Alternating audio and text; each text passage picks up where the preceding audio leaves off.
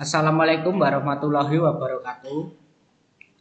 Di sini kami ingin menjelaskan tentang materi persediaan isu penilaian tambahan. Kami yang beranggotakan saya Julio Bagus Aristiawan dengan NPM 23210037, rekan saya Mario Aditya dengan NPM 23210027, dan rekan saya Heri Syahran dengan NPM 23210038. Materi yang pertama, nilai realisasi neto atau LCNRV. Perhitungan nilai lebih rendah biaya atau nilai realisasi neto adalah proses sistematis yang melibatkan penentuan biaya dan nilai realisasi bersih setiap barang dalam persediaan dan kemudian memilih nilai yang lebih rendah di antara keduanya untuk setiap barang. Nilai realisasi neto mengacu pada jumlah neto yang diharapkan oleh perusahaan untuk direalisasi dari penjualan persediaan. Secara khusus, nilai realisasi neto adalah estimasi harga penjualan dalam kegiatan bisnis biasa dikurangi estimasi biaya untuk menyelesaikan dan estimasi biaya untuk melakukan penjualan. Perhitungan nilai realisasi neto. Asumsikan bahwa Mender Corp memiliki persediaan yang belum selesai dengan biaya perolehan sebesar $950,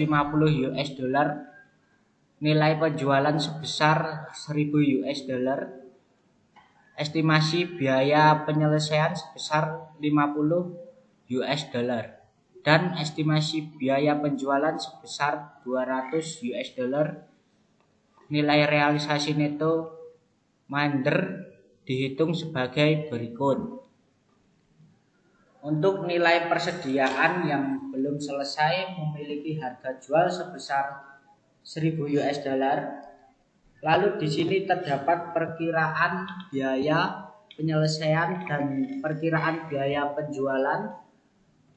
Maka kita harus kurangkan untuk harga penjualan dengan dua komponen tersebut. Di sini perkiraan biaya penyelesaiannya sebesar $50 dan perkiraan biaya penjualan sebesar $200. Maka untuk total pengurangan biaya adalah $250. Selanjutnya kita kurangkan harga penjualan sebesar $1.000 dengan total biaya sebesar $250. Maka untuk nilai realisasi bersih netonya adalah $750. Selanjutnya, untuk metode laba bruto dalam mengestimasi persediaan. Salah satu metode ganti untuk memverifikasi atau menentukan jumlah adalah metode laba bruto atau juga disebut metode margin bruto. Auditor banyak yang menggunakan metode ini dalam situasi di mana mereka hanya perlu estimasi jumlah persediaan perusahaan. Metode laba bruto bergantung pada 3 asumsi. Untuk yang pertama, persediaan awal ditambah pembelian yang sama dengan total barang yang akan diperhitungkan. Untuk yang kedua, barang tidak terjual yang harus tersedia. Yang ketiga, penjualan dikurangi dengan biaya perolehan dikurangi dari jumlah persediaan awal ditambah pembelian sama dengan persediaan akhir Anda. Selanjutnya untuk contoh soal, Zia menggunakan gross profit method untuk estimasi persediaan dalam laporan bulanan. Berikut ini merupakan informasi bulan Mei. Diketahui persediaan pada 1 Mei sebesar 160.000, pembelian kotor sebesar 640.000, biaya angkut masuk sebesar 30.000, penjualan sebesar 1 juta, retur penjualan sebesar 70.000, potongan pembelian sebesar 12.000. Diminta untuk hitunglah estimasi persediaan pada tanggal 31 Mei dengan aturan bahwa laba kotor adalah 25% dari penjualan. Selanjutnya untuk pembahasan persediaan awal sebesar 160.000 ditambah pembelian sebesar 640.000 dikurangi dengan potongan pembelian sebesar 12.000, lalu ditambah dengan biaya angkut masuk sebesar 30.000. Maka barang yang tersedia adalah 818.000. Selanjutnya untuk penjualan sebesar 1 juta dikurangi 70.000, maka penjualan bersihnya sebesar 930.000. Setelah itu kita kurangkan dengan laba kotor sebesar 232.500.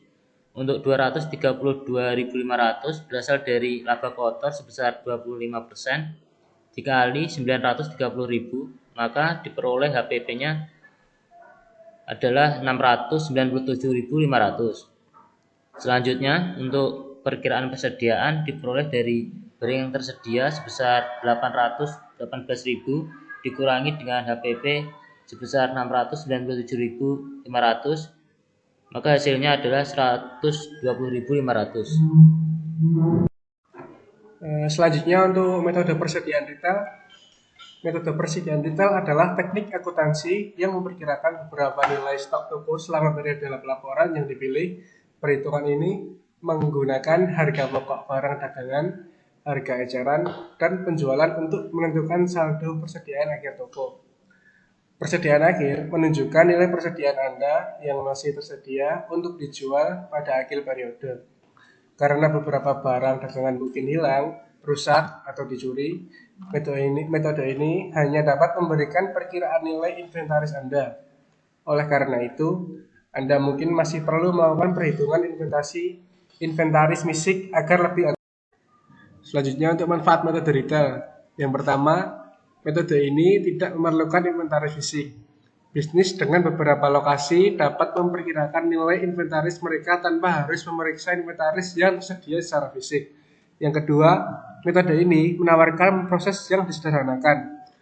Metode inventaris eceran memungkinkan bisnis untuk mengurangi waktu dan biaya pemeriksaan inventaris fisik dengan memperkirakan inventaris dan nilainya. Yang ketiga, metode ini membantu Anda membuat laporan nilai inventaris. Metode inventaris eceran diperbolehkan berdasarkan prinsip akuntansi yang diterima umum, sehingga dapat digunakan untuk tujuan pelaporan pajak dan laporan nilai dapat membantu menentukan nilai bisnis Anda. Selanjutnya, rasio perputaran persediaan. Rasio perputaran persediaan atau inventory turnover ratio mengukur beberapa kali rata-rata perusahaan menjual persediaan selama periode bersangkutan. Rasio ini mengukur likuiditas dari persediaan. Untuk menghitung rasio perputaran persediaan, kita membagi beban pokok yang dijual dengan rata-rata persediaan yang ada selama. Selanjutnya untuk perputaran persediaan itu dapat dihitung dengan rumus membagikan beban pokok penjualan dengan rata-rata persediaan. Nah, di sini terdapat contoh soal. Pada tahun 2020, PT Maju Bersama mencatatkan 100.000 persediaan barang di awal periode. Di akhir periode, jumlah persediaan barang ini berkurang setengahnya menjadi 50.000 dengan beban pokok penjualan sebesar 1 juta. Dari ilustrasi tersebut, berapa rasio perputaran persediaan PT Maju Bersama dan hitunglah rata-rata jumlah hari untuk menjual. Selanjutnya untuk pembahasannya, pada tahun 2020 diketahui persediaan awal periode sebesar 100.000 dan pada akhir periode persediaan berkurang setengahnya menjadi 50.000. Lalu untuk beban pokok penjualan sebesar 1 juta. Untuk menghitung rasio perputaran persediaan PT Maju Bersama itu dapat diperoleh dengan membagikan beban pokok penjualan dengan rata-rata persediaan. Di sini diketahui untuk beban pokok penjualan sebesar 1 juta dibagi dengan rata-rata persediaan yang diperoleh dari menambahkan persediaan awal sebesar 100.000 dengan persediaan akhir sebesar 50.000. Lalu dibagi dengan 2. Maka untuk hasilnya adalah 13,33 kali. Selanjutnya, untuk mencari rata-rata hari untuk penjualan persediaan, itu dapat diperoleh dengan membagikan jumlah hari dalam setahun yaitu sebanyak 365 hari dibagi dengan rasio perputaran persediaan sebanyak 13,33 kali. Maka untuk hasil akhirnya adalah 27,38. Jadi berdasarkan perhitungan di atas dapat dipahami bahwa dalam satu periode atau setahun persediaan PT Maju Bersama berputar hingga 13,33 kali dan membutuhkan waktu sekitar 28 hari.